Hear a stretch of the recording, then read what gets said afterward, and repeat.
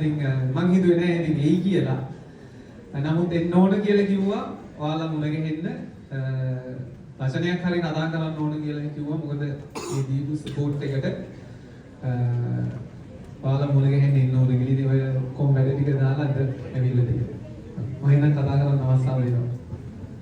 Thank you sir මේ අවස්ථාව ලබා දුන්නට. ඉතින් ඇත්තටම මම හිතාගත්ත දෙයක් මේ තරගේ දිනුවක් නැතත් අනිවාර්යයෙන්ම ඔයගොල්ලෝ මට කරපු උදව් වෙනුවෙන් ඒ ලාංකීය හැඟීම් වෙනුවෙන් අනිවාර්යයෙන්ම මම කොළඹ මේ කොහේ හිටියත් ඔයගොල්ලෝ ගාවට එනවා ඒවිල ස්තුතිවන්ත වෙනවා කියලා. මොකද in person ප්‍රධානම හේතුව සර්ගේ වචනය අහලා ඔයගොල්ලෝ මට ඒ කරපු උදව්වට සර්ටත් රෙස්පෙක්ට් කරන ගමන් මම හිතුවා ඔයගොල්ලන්ට රෙස්පෙක්ට් කරන්න ඕන කියලා. මොකද ලංකාවේ උන්චි රටක් හිතන්න අපි රටවල් 37ක් ඉන්න තරගාවලියක අපිට පුළුවන් වුණා නම් එක වෙන්න මේ පුංචි රටේ අපි හරි එකමුතු රටක්. ඉතින් ඒ එකමුතුකම වැඩි කරන්න ඕගොල්ලන්ට රෙස්පෙක්ට් එකක් විදිහට සහ චරකසට ඇත්තටම මම ගෞරවය කරනවා. මොකද මේ වගේ වැදගත් පන්තියක ළමයිගේ අනාගතය වෙනස් කරන පන්තියක මම වෙනින් පොඩි ඉඩක් දීලා ලංකාව වෙනින් පොඩි ඉඩක් දීලා ඒක ජයග්‍රහණය කරන්න ලැබීම මට මාර සතුටක්. ඒ වගේම තමයි ඒ සතුට මට අද ඔයගොල්ලොත් එක්ක බෙදා ගන්න අවශ්‍යයි.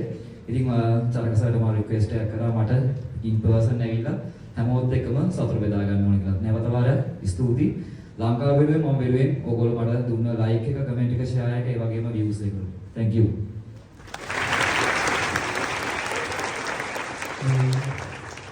විමල් ගැන කියන්න ඕන වචනයක් ඔයාලට මතකදී කියනකොට මේ මම කිව්වා මොකද්ද? මම සාමාන්‍යයෙන් මෙහෙම දේවල් කරන්නේ නැහැ. අඩුයි කියන්නේ කරන්නේ නැති තරම් කොටමකුත් සල්ලි එකතු කරන වැඩක්වත් අපි සාමාන්‍ය ක්ලාස් එකක කරනවා අඩුයි. නමුත් වින් කරන්න පුළුවන් කැරක්ටර් එකක්. ඒ හින්දා තමයි සපෝට් කරනවා කියලා හිතුවේ. ශ්‍රී ලංකන් මෑන් නම් කවුද කියන එක. විමල්ගේ විශේෂ ගුණාංගයක් ඔයාලට ඒක හොඳ දෙයක්. විමල්ගේ මම දැකපු වැදගත්ම දේ තමයි කන්සිස්ටන්සි. ඒ සතිය කියලා දුන්නා. වැඩක් පටන් ගත්තා මම හිතන්නේ මේ ශේෂ්ත්‍රයේම අවුරුදු 12 හරිම වටින දෙයක් තමයි තමන්ගේ ජීවිතය හරියට කළමනාකරණය කර ගැනීම. හොඳට ජීවිතය කළමනාකරණය කරනවා. හොඳ රැකියාවක් කරනවා. ඊට අමතරව ව්‍යාපාරයක් කරනවා.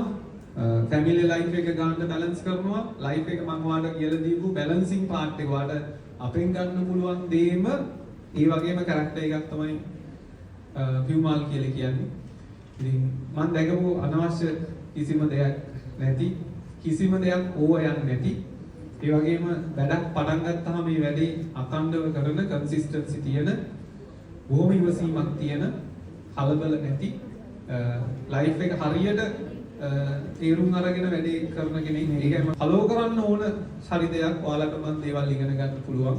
ඒ ඕන වෙලාවක උදව් කරයි. මම සාමාන්‍ය තට්ටු 3ක ජිම් එකක් කියන්නේ ඉතින් දලුවම් දෙන්නේ නැහැ.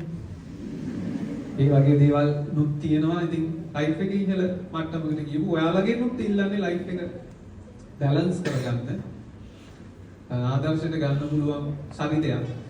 ඉතින් නැවතත් thank you ඒ දීපු සපෝට් එකට ඔයාලා. මම මේ ඔයාලට thank you කියනවා.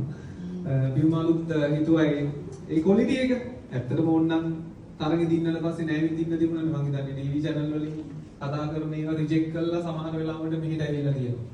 මොකද විමල් කියපු දෙයක් තමයි මට උදව් කරපු පිරිසක් හිටියා. මේක දින්නක් නැතත් මං ක්ලාස් එකට එනවා කියලා කිව්වේ. මම බලාපොරොත්තු නෑ. ඉතින් අපි කොහොමද අපි උදව් කරනකොට එහෙම බලාපොරොත්තු වෙන්නේ නෑනේ. ඔයානේ. අනේ ඒකයි අපි. අනේ ඒ හින්දා මේ බලාපොරොත්තු වෙන්නේ ඇත්තටම ඔයාලා හිතුවේ නෑනේ කියලා. මේ බලාපොරොත්තු නැහැ. නමුත් ඒ ක්වොලිටි එක තියෙනවා. ඒක තමයි වටින්නේ. හරි? නේද? මම දෙක